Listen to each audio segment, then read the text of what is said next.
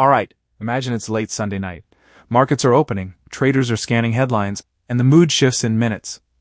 People were hoping the situation in the Middle East might cool off fast. Instead, the opposite happens.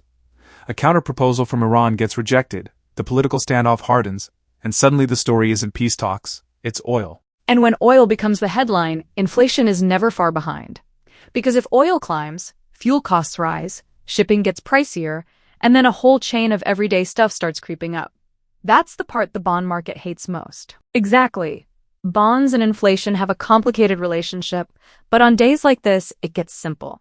Higher inflation risk tends to push bond yields up, and when yields rise, mortgage rates usually follow. So after last week's steady slide, this week starts with a jolt upward, about 7 basis points on the day, which feels dramatic because it's coming right after that streak where rates fell day after day. 5 straight days of improvement can make people feel like a trend is locked in. Then one geopolitical surprise later, and it's like the market says, not so fast. But it's worth pointing out, even with the pop higher, rates still aren't back to where they were before last week's rally lower, so we're not erasing everything, we're just back in that familiar place, uncertainty, and the next steps depend on whether tensions cool down or flare up further. And this week doesn't exactly offer calm even on the calendar. There are economic reports coming that are aimed right at the inflation question, especially looking back at April's price trends. If those numbers come in hotter than expected while oil is also rising, that's when you get real volatility. Right now, after that initial sell-off, markets are kind of drifting sideways, catching their breath. But it's the kind of quiet where everyone's still staring at the same 2 dashboards. Any new developments in the conflict, and any sign the inflation story is heating back up. So if you're listening and thinking, what's the clean takeaway? It's this. If oil keeps climbing, mortgage rates have a strong chance of climbing too. The connection is unusually tight at the moment because fuel prices touch so many parts of the economy. Now, speaking of big moves and big numbers, let's pivot, because there's another headline that feels like a different universe, but it's still about money and expectations. Longbridge Financial just dropped a stunning profit report. They posted about $57.5 million in net income for the first quarter, and that's not just a good quarter, that's more than what they had expected to earn across all of 2025. That's the kind of result that makes people recalibrate fast. When a company clears a full year expectation in a single quarter, it doesn't automatically mean every quarter will look like that, but it absolutely changes the conversation. Investors, competitors, everyone starts asking what's driving it and whether it's repeatable. And now we get to the part of the episode that feels like it belongs in a totally different lane, but maybe it doesn't. Because while some people are tracking interest rates day by day, others are tracking something even bigger. How long we can live, and what it will take to get there. There's research floating around that asks a surprisingly emotional question. What if one of the keys to human longevity isn't just medicine or diet, but moms? It sounds almost too simple at first, but the logic is evolutionary. In highly social, long-living species, humans, certain whales, primates, offspring depend on their mothers for a long time, not just for food, but protection, learning, social development, survival skills. That dependency doesn't last weeks, it lasts years. And when a child's survival is strongly tied to a mother's presence, natural selection can end up rewarding mothers who live longer, because a longer-living mother improves the odds, not just for her child, but potentially for grandchildren too. Researchers who watch primates up close talk about how obvious that bond is. You can see it in an infant's focus. For a while, the entire world is basically mother. Safety, food, comfort, direction. And even when we grow up and dependence fades, that early bond doesn't really disappear, it just changes shape. So at the same time, the market is debating inflation prints and oil spikes. Science is pointing out something almost poetic. Our long lives may be connected to long relationships.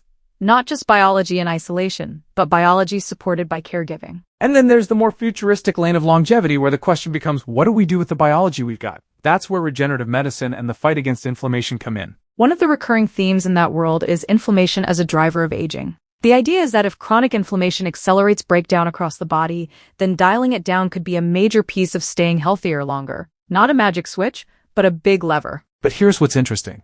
Even when the science is still catching up in places, the business momentum is real. Wall Street is watching the demand for anything that sounds like living better for longer. Case in point, Lucid Capital Markets has initiated a buy rating on enhanced stock, basically saying, we think this longevity wave has legs. And it's not only about supplements, there's a more concrete, testable side too, like using genetics earlier and more broadly.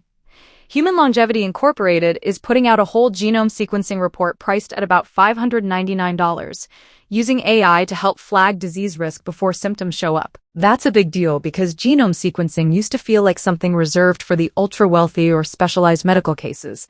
Make it more affordable, pair it with better analysis tools, and you move it closer to everyday preventative health. And then there's a final twist that brings us back to that earlier theme of relationships and connection. Because longevity isn't just labs and biomarkers.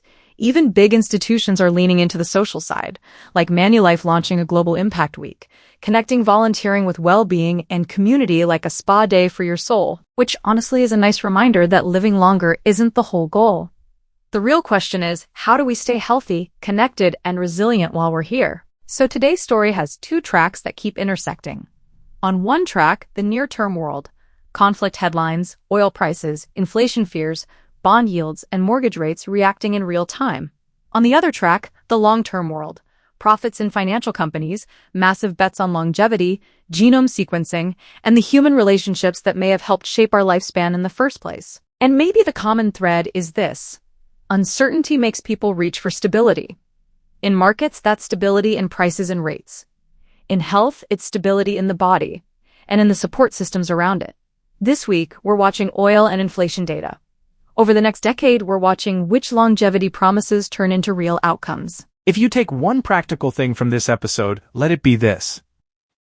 Keep an eye on oil if you care about mortgage rates, and keep an eye on evidence if you care about longevity. There's money pouring into both stories, but only one thing holds up over time: results. Please subscribe at IamHealthyMoney.com. It would mean so much more than you know. I will continue to bring you fascinating subjects with all the research so you don't have to do it all alone. We will learn together, and then wait until the end of each video for a sneak peek into the next research project. Life has its ups and downs, but you're not alone. From 10 to 110, we're in this together, right here, right now. We love ya.